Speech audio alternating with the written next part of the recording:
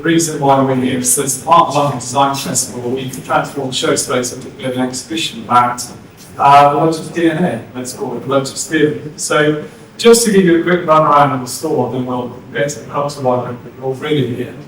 As we come in the door, we've got a really lovely example of Esprit S1, and the reason for that is it's the most iconic road car that I believe the Lotus have ever used. It really resonated in popular culture because of a very well-known franchise that made it extremely famous indeed. But for me personally, that's my first memory of anything to do with Lotus brand.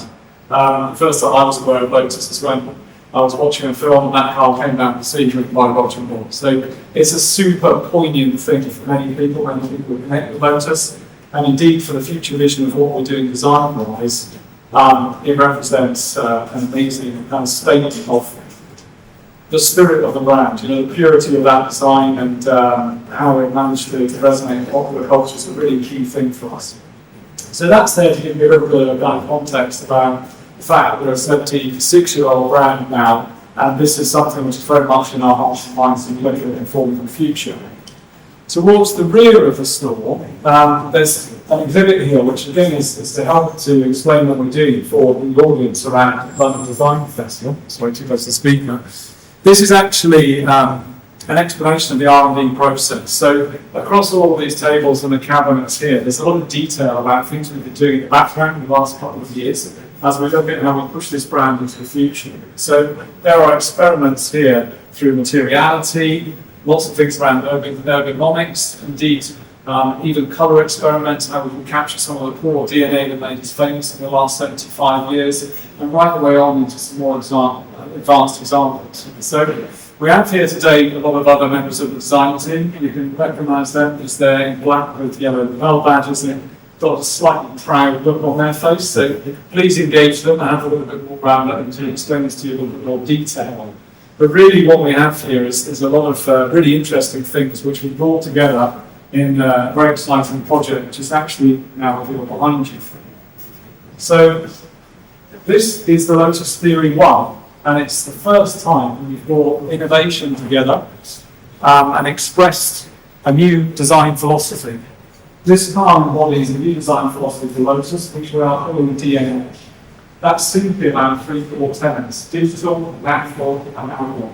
And how we play the balance between those three things, inspired and intention, is all right across this car. So if you want to have a little bit of a closer look, we're going to explain really how that design and theory are expanding on this new car. As I said, we advise you to it's a bit of a view, which last time where some of the innovations come from this and some of the tenant partnerships that we have.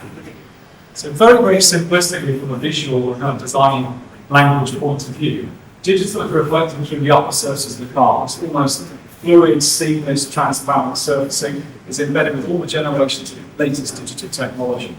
Through the centre of the vehicle, represented in white here, and no, it's not green, it's got a white screen behind you, is this kind of wedge design, amazing twisting surfacing, and very, very pure muscular rear wheels that emphasise the power of that path. So this is the element of natural, how we actually feel to the human sensitivity of us with this wonderful natural sculpture.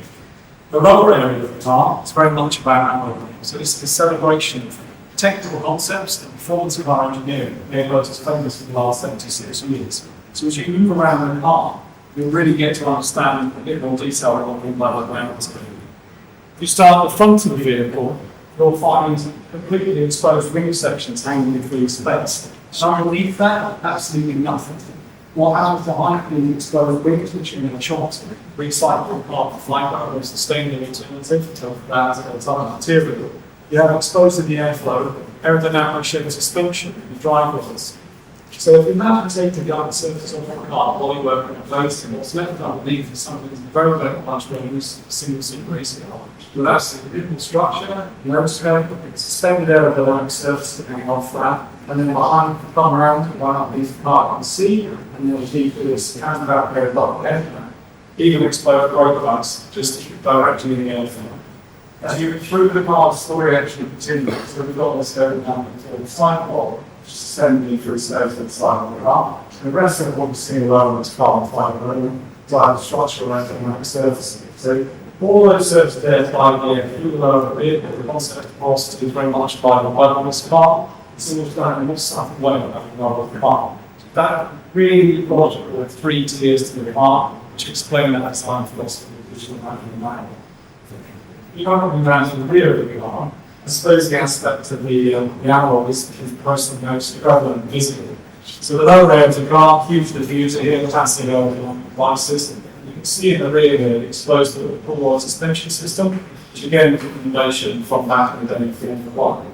As Chapman did at the Type 49 in 1960, on this car, actually mount the suspension directly to the electric motor. So we're using the motor and battery pack on this car to part stress members of the structure of the vehicle. There isn't much software around that. Chapman again did this at the Type 49, where the engine and gearbox are the first part of the car. We also have a fully active rear wing system at the rear of the car, which deploys in multiple states depending on driving mode. So this is how we use the digital intelligence systems on the car to further enhance the aerodynamic capabilities. So wing and diffuser acting in perfect harmony. The actuators on the road, the rear wing, again directly mounted onto the electric motor. So all the downforce generated at the rear of the car is pushing the axles, the wheels, tyres directly onto the road. So you're not passing the load through the bodywork, it's directly from translation of downforce to road. Coming back to the concept of digital, that's probably the biggest progression in the car like this. So we have an introduction of a new system. Running throughout the car, we have a Lotus Theory technology. So we have this ribbon of technology, a band that runs all the way around the car, 360 degrees. The inspiration for this actually comes from the joining line that runs all the way around Esprit. So on the hard Esprit, that black strip in the braking section is there to actually join different panels together. For the future, we're interpreting that singular line going through the car as a piece of technological delay. So, in the technology line, we have active rear camera systems which deploy when we need to be in use. We've got line current 360-degree cameras, and they know their technology is allowing the car to view the driver or indeed other road users or pedestrians. So it acknowledges my presence. I reach out towards it, then shoots a line of energy forwards, and it's turned on the lighting systems in front of the car. Come back around again, you'll see a collaboration with Curacao that's going to develop advanced lighting systems.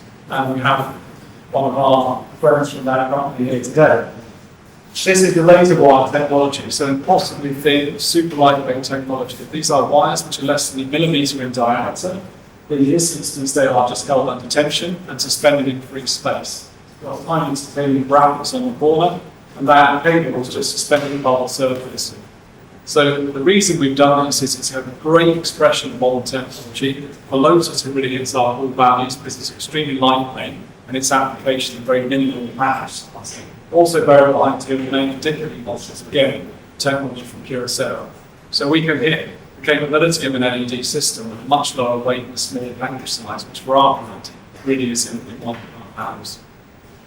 This line of technology, again, comes from the front of the vehicle or through the side where it's most obvious.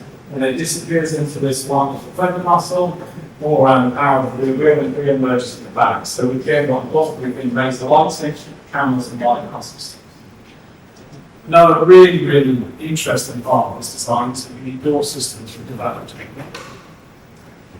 The reason for this is very much centered around humans. So thinking about that aspect of the natural shape difference around body, experience. This door system's been designed to give a really great experience in terms of how it connects to an extra vehicle.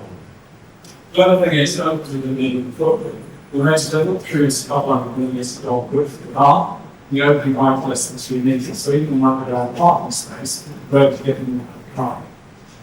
What it does from a usability point of view as well is it takes a large section of the bodywork with it. It allows me to stand inside the footprint directly on the rear wheel. You'll see as well the interior of the car, very special for Lotus, taking our philosophy for the drivers and really pushing out the limit. So, central driving position, you sit directly from the middle of the car, best view forward, best away distribution, while passing this device.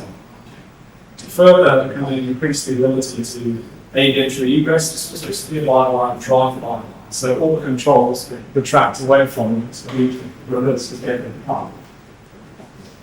You'll notice the seating as such will be feeling in. So we actually have the top structure of the vehicle shaped around the anatomy of the human form. and therefore just have minimal touch points to the human being, a soft seat has, and then everything's activated and used. So you see things in the car, steering column runs towards you, headers will adjust automatically, you see that all works. So those are some of the innovation products that you see that we were installed, really important looking at it. Lots of materiality was taken into account for this. We have now an internal process inside Lotus where we're really looking to increase sustainability of our vehicles and really come back to some of our core brand values. So at the start of this project, we want to create a little stretch target for that, and we'll start if you like, in terms of sustainability of the company. And we're going up the idea of a challenge of 10. The reason being, most cars today are made more than 180 surface materials, things you can see the touch of the car. This makes it a big problem in terms of end of life recyclability. Also from taking the ethos of the channel, and to simplify things like all values, we want to really reduce away from this. So with this prototype vehicle, this car is made from 10 A-surface materials. Again, Z1 had more detail of that, this out of materials in its flow, but the doors open, I think it's quite clear. You can see there's a chopped recycled part fibers everywhere. It's exposed structure of the vehicle, even suspension is made out of that substrate. So you have that material wrapped all around the occupants inside the car, recycled nylon, and seat mats, and again in collaboration with the startup business based in Berlin, there are soft robotic abilities to these seats. You can see here, it's actually just a pneumatic system, very simple tech. The seating is actually active. So when you sit in the seat, for example, in drive mode, the seat has the ability to react and provide a grip texture to hold you in place. And another sort of additional benefit from this type of technology is the car can actually talk to you. Same system talks in the grip zone and the steering wheel. So we have the ability to, through software configuration, work out in a different way how these bubbles can pulse and actually communicate something.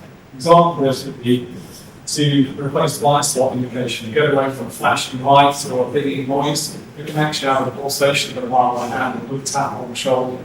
So lots of ways that we learn around through this project between what is the digital interaction, how we look at lights in the vehicle, how we incorporate sound, and actually the product, the feelings of life. It's really about trying to find an improved way to allow the driver to concentrate on driving the car, and information can be built to you in a sense that's extremely human in one way, but also very intuitive. So we're trying to really improve the user experience. A couple more innovations throughout the car, we'll give a great explanation out of the wheel. 3D printed headrests. So this system here, which looks quite amazing, is actually a single component, additive manufacture. It actually contains the full audio system from KEF around the head. This actually delivers the new level of technology called binaural audio, which is the ability to have a soundscape really targeted directly towards your ears. This allows you to actually have different soundscape for every seat in the car.